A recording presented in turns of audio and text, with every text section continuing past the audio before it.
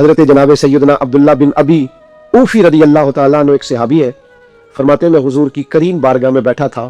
یہ وہ نور بڑا زمانہ تھا جب ہم سارے مل مل کے جلوہ والضحیٰ کی زیارت کیا کرتے تھے. فرماتے ہیں کریم ہمیں نواز رہے تھے، چاروں جانب نور پھیلا ہوا تھا. اچانک ایک بچہ آیا، السلام علیکم کے بعد اس نے کہا یا رسول اللہ صلی اللہ علیہ وسلم میں یتیم ہوں، میری والدہ ہے، میری بہن ہے.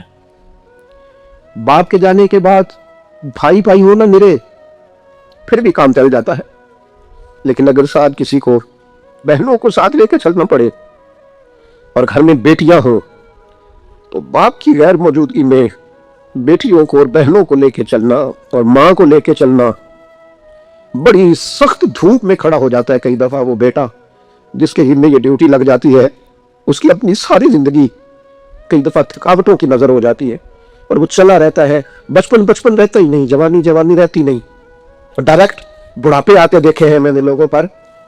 اس جا کے عرض کی حضور یتیم ہوں اور والد چلے گئے ہیں، والدہ ہے، بہن ہے، ہم تینوں بھوکے ہیں کل سے گھر میں. تو میری اماں نے کہا جا کے مدینے والے محبوب کی بارگاہ میں عرض کر. تو حضور کچھ فرمائے، کریم نے فرمایا ہمارے گھر جا. حضور نے اپنے کاشانہ نور پہ بھیجا، واپس آئے تو 21 کھجوریں لے کے آئے.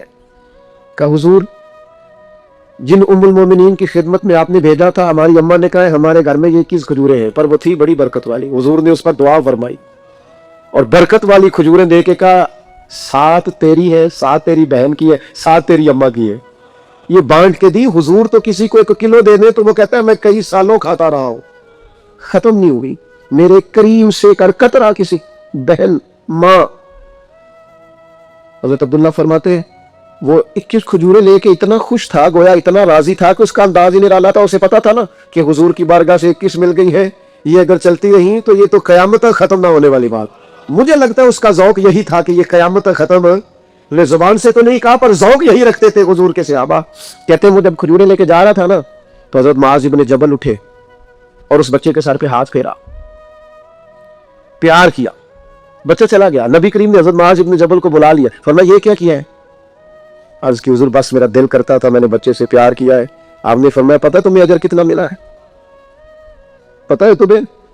رسول اللہ فرمایا تم نے یتیم کے سر پہ ہاتھ پھیرا ہے نا، 1 بال کے بدلے اللہ نے تمہارا 1 گناہ معاف کیا، 1 نیکی دی ہے، 1 درجہ بلند کیا.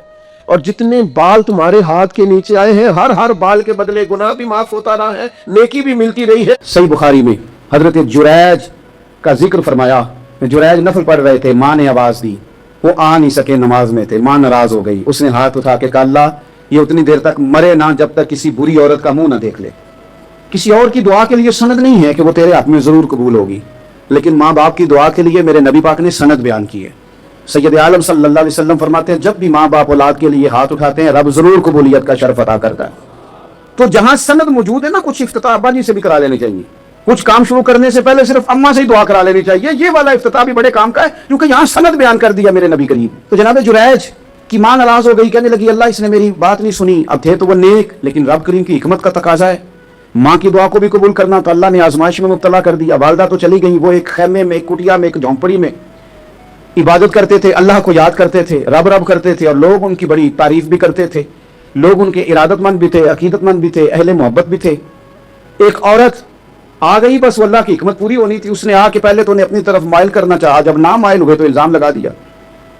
یہ ہمارے دور کا تقاضا ہے، لوگ پہلے آپ کو اپنے حق میں قائل کرتے ہیں، اپنی فرما برداری میں لانا چاہتے ہیں. اگر آپ نہیں آتے تو پھر وہ آپ کو مجرم قرار دے دیتے ہیں، یا میرے ساتھ چل ورنہ پھر میں تیرے خلاف پراپیگنڈا کروں گا. 2 ہی باتیں. پہلے اس نے قائل کیا، جب جناب جنید قائل نہ ہوئے تو اس نے قریب ایک چرواہا تھا، اس چرواہے کے ساتھ جا کے منہ کالا کیا. مقررہ وقت پہ بچہ پیدا ہو گیا. لوگوں نے کہا کس کا ہے؟ کہنے لگی اس خانقاہ میں، اس حجرے میں عبادت کرنے والے کا ہے. اگر کسی دیندار پر ذرا سا بھی الزام لگ جائے تو آپ یقین کریں کہ بڑے بڑے خوفناک لوگ بھی نیک ہو جاتے ہیں. جن کا اپنا سارا ماضی کالا سیاہ ہو وہ بھی اجالوں کے راہبر بن جاتے ہیں. جن کی اپنی زبانیں ساری زندگی آلودہ رہی ہوں وہ بھی بڑے بڑے اعلیٰ سچ بولنے لگتے ہیں. اعلیٰ کچے میرے مکان کی دیوار کیا گری، لوگوں نے تو میرے صحن میں رستے ہی بنا لیے.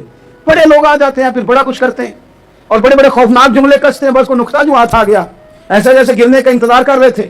اب جناب لوگ اٹھے, احتجاج شروع ہو گیا, شور پڑ گیا, یہ بابا بڑا نیک بنتا تھا, نفل پڑھتا تھا, عبادتیں کرتا تھا, دیکھو اس کا حال کیا ہے کہ اس نے ناجائز بچہ پیدا کیا. بغیر تحقیق کے میں کہہ چکا ہوں کہ الجھے الجھے بکھرے بکھرے روز و شب دیکھے گا کون, لوگ تیرا جرم دیکھیں گے, سبب دیکھے گا کون, لوگ تیرا جرم دیکھیں گے, سبب کوئی غور نہیں کرتا کہ وجہ کیا تھی. او بھائی کچھ تو مجبوریاں رہی ہوں گی, یوں ہی کوئی بے وفا نہیں ہوتا.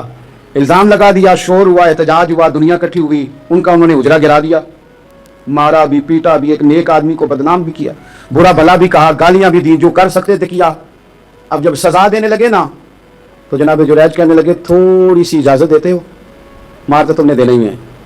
کہا جناب ٹھیک ہے دیتے ہیں. انہوں نے کہا صرف 2 نفل پڑھنے.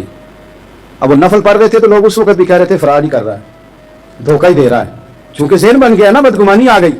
انہوں نے 2 نفل پڑھ کے ہاتھ اٹھائے, کہا اللہ جانا تو میں نے ہے, پر اس رسوائی کے ساتھ جنازے تک نہیں خراب ہو جاتے, قبریں تک نہیں لوگ بدنام کر دیتے.